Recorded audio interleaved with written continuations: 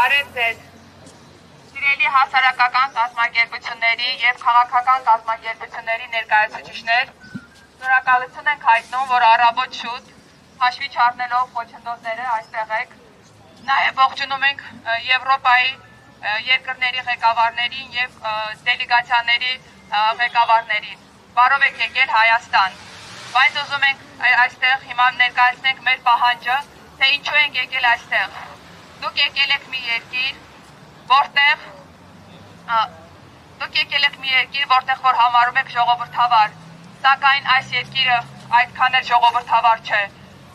Այստեղ մարդու ամենահիմնական իրավունքներն են խախտվում։ Մենք եկել ենք այստեղ, որ բարձրաձայնենք մեր ձայնը այդ խախտված իրավունքների մասին։ Հայաստանի ղեկավար Նիկոլ Փաշինյանը կեղծ է։ Նրա կեղծ արևմտամետությունը ամեն ինչ նրա մոտ կեղծ է։ Կեղծ է նաև նրա ժողովրդավար ու քրիստոնյա խաղաղասեր կերպարը,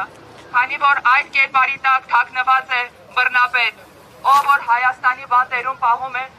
մարդկանց, ովքեր ուղղակի խոսք են արտահայտում իր դեմ։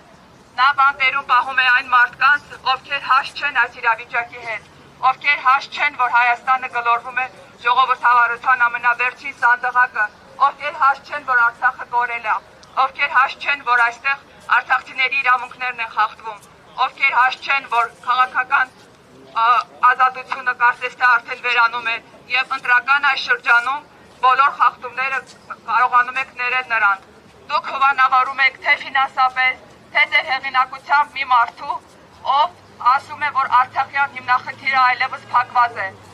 Ես մի փոքր արտական բան եմ ուզում ասեմ։ Այսօր իմ տատիկի ծնունդն է։ Նա Գանձասարից է։ Ես վստահ չեմ, որ տատիկիս գերեզմանը կա։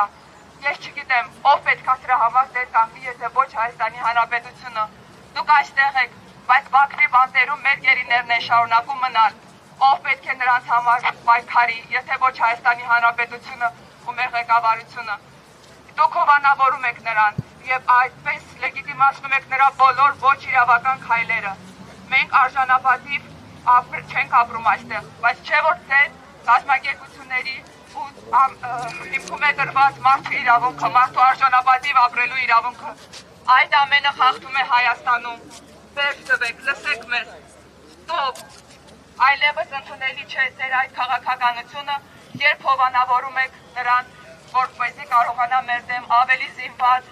ավելի զորեղ պայքարի։ Մենք ընդամենը պայքարում ենք մեր իրավունքների համար։ Մենք ուզում ենք ապրել Հայաստանում արժանապատիվ եւ վերադառնալ Արցախ։